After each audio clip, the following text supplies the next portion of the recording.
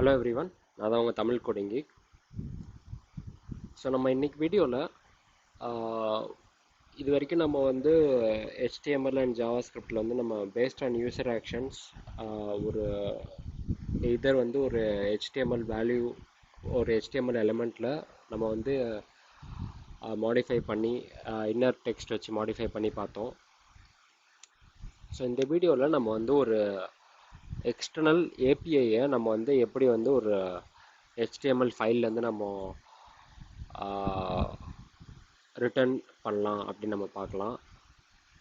So நான் வந்து இங்கே வந்து ஒரு ஓப்பன் ஏபிஐ எடுத்திருக்கேன். ஸோ இந்த ஜேசான் பிளேஸ் ஹோல்டர் அப்படின்ற வெப்சைட்டில் போனீங்கன்னா உங்களுக்கு வந்து இந்த எக்ஸாம்பிள் ஏபிஐஸ்லாம் நிறையா இருக்கும். ஸோ இந்த ஏபிஐ நீங்கள் ஹிட் பண்ணிங்கன்னா ஸோ இந்தமாரி உங்களுக்கு வந்து ஒரு ரெஸ்பான்ஸ் ஆப்ஜெக்ட் வரும், ஒரு அரே ஆஃப் ஆப்ஜெக்ட்ஸ் வரும்.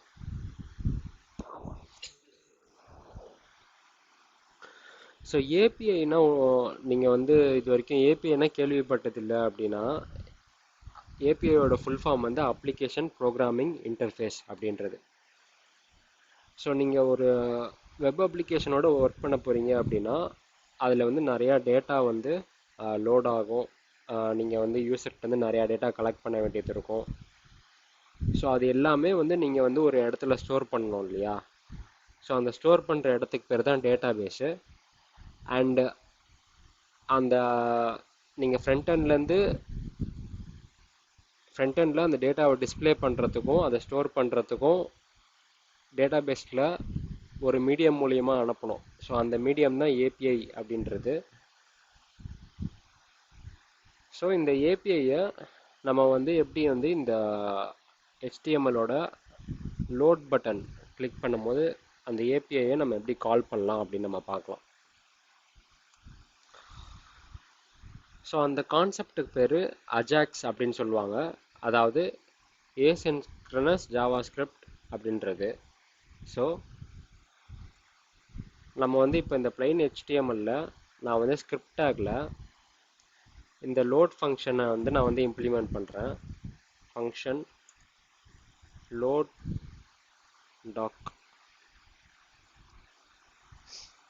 ஸோ நான் ஃபஸ்ட்டு ஒரு வேரியபிள் க்ரியேட் பண்ணிக்கிறேன், HTTP அப்படின்ட்டு. இதில் நான் வந்து நியூ XML HTTP ரிக்வெஸ்ட் அப்படின்ட்டு ஒரு ஆப்ஜெக்ட் இருக்கும் எல்லா ஜாவாஸ்கிரிப்ட் ப்ரௌசர்ஸ்லேயுமே. ஸோ அந்த ஆப்ஜெக்டை யூஸ் பண்ணி நான் வந்து ஒரு HTTP ரிக்வெஸ்ட்டை நான் வந்து இன்ஸ்டான்ஷியேட் பண்ணுறேன். அண்ட் இந்த XHTTP டாட் ஓப்பன் அப்படின்னு ஒரு மெத்தட் இருக்குது. ஸோ இந்த ஓப்பன் மெத்தடில் நீங்கள் வந்து இப்போ இந்த ஏபிஐயை நீங்கள் ஹிட் பண்ணணும்னா இது வந்து get API. So first parameter வந்து கெட் அப்படின்றது. செகண்ட் பேராமீட்டர் இந்த ஏபிஐயோட URL. ஸோ இதை காப்பி பண்ணி நான் பேஸ்ட் பண்ணிக்கிறேன்.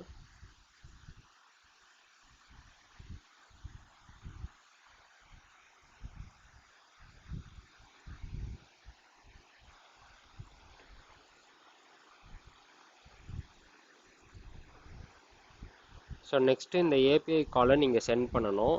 அதுக்கு வந்து சென்ட் அப்படின்னு ஒரு மெத்தட் இருக்குது. ஸோ ஏபிஐ மெத்தட் சென்ட் ஆகிடுது. ஆனால் இந்த ஏபிஐலேருந்து வர ரெஸ்பான்ஸை நீங்கள் ஹேண்டில் பண்ணணும் அப்படின்னா XHTTP dot on ready state change அப்படின்ற ஒரு ப்ராப்பர்ட்டிக்கு நீங்கள் வந்து ஒரு கால்பேக் ஃபங்க்ஷனை அசைன் பண்ணலாம்.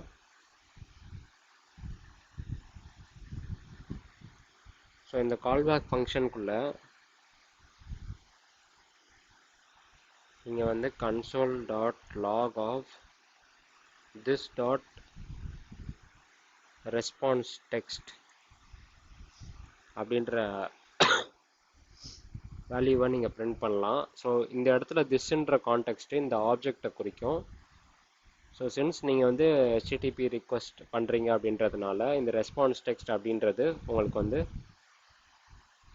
இந்த ஆப்ஜெக்டோட கான்டெக்ஸ்டில் வந்துடும். ஸோ இப்போ ப்ரௌசரை ரிஃப்ரெஷ் பண்ணிட்டு நம்ம லோட் அப்படின்ற மெத்தடை கிளிக் பண்ணோம்னா உங்களுக்கு வந்து அந்த ஏபிஐ கால் ஆகிட்டு அதுலேருந்து வர ரெஸ்பான்ஸ் வந்து உங்களுக்கு வந்து இங்கே பிரிண்ட் ஆகிருக்கு.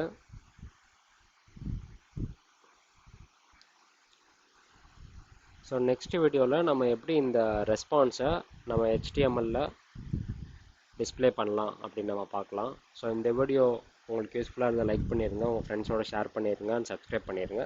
தேங்க்யூ ஃபார் வாட்சிங்.